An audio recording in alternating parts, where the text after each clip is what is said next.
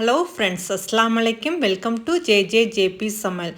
இன்றைக்கி நம்ம கிச்சனில் ஒரு மணக்க ஒரு அருமையான டேஸ்ட்டில் காரக்குழம்பு தாங்க செஞ்சு காட்ட போகிறேன். இந்த காரக்குழம்புல நம்மளுக்கு ரொம்ப ரொம்ப பிடிச்சமான உருளைக்கிழங்கு சேர்த்து தாங்க இந்த காரக்குழம்பு செய்ய போகிறேன். அப்போ கேட்கவா வேணும், டேஸ்ட்டு டபுள் மடங்காக இருக்க போது. வாங்க இந்த அருமையான காரக்குழம்பை எப்படி செய்யலாம்னு இப்போ நம்ம வீடியோக்குள்ளே போகலாம்.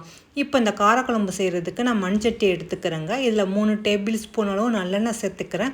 இப்போ எண்ணெய் சூடாயிடுச்சு. இதில் 1/4 டீஸ்பூன் அளவு வெந்தயம் சேர்த்துக்கலாம், 1/4 டீஸ்பூன் அளவு ஜீரகம் சேர்த்துக்கலாம். இதோட ஒரு 1/4 டீஸ்பூன் அளவு பெருங்காயத்தூளும் சேர்த்துக்கிறேங்க.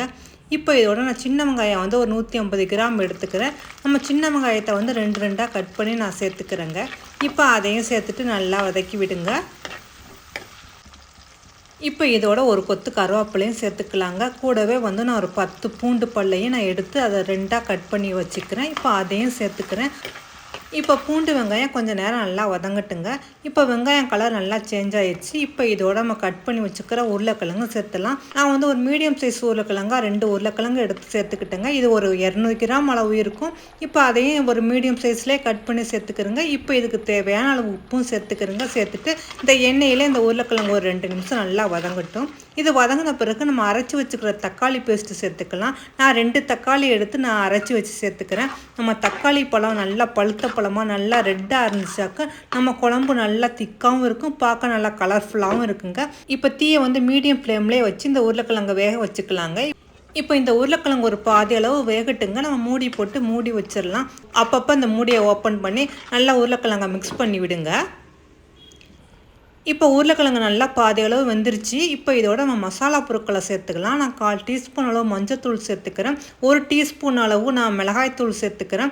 இதோட நான் கொத்தமல்லி தூள் 2 டீஸ்பூன் அளவு சேர்த்துக்கிறேங்க. நான் கொத்தமல்லி தூள் ஜீரகம் மிளகு எல்லாம் சேர்த்து அரைச்ச கொத்தமல்லி தூள் தான் சேர்த்துக்கிறேன்.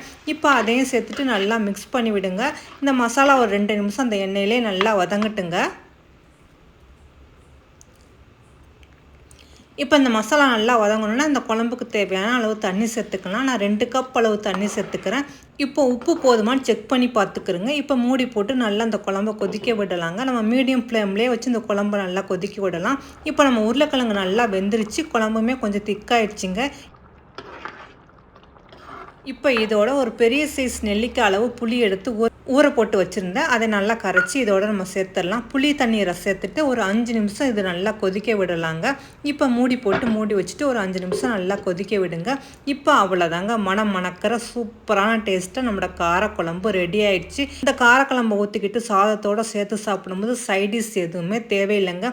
இந்த காரக்குழம்பை நம்ம சப்பாத்தி தோசை கூட சேர்த்து சாப்பிட ரொம்பவே டேஸ்ட்டாக இருக்குது. இந்த அருமையான உருளைக்கிழங்கு காரக்குழம்பை கண்டிப்பாக நீங்களும் வீட்டில் செஞ்சு பாருங்கள். இதோட டேஸ்ட் எப்படி இருக்குன்னு எனக்கு மறக்காமல் கமெண்ட் பாக்ஸில் கமெண்ட் பண்ணுங்கள். என்னோடய வீடியோ பிடிச்சிருந்தா மறந்துடாமல் லைக் பண்ணிக்கிறேங்க. ஓகே ஃப்ரெண்ட்ஸ், நானும் இதோட கிளம்புறேன். உங்களை வேறு ஒரு ரெசிப்பியில் மீட் பண்ணுறேன். பாய்.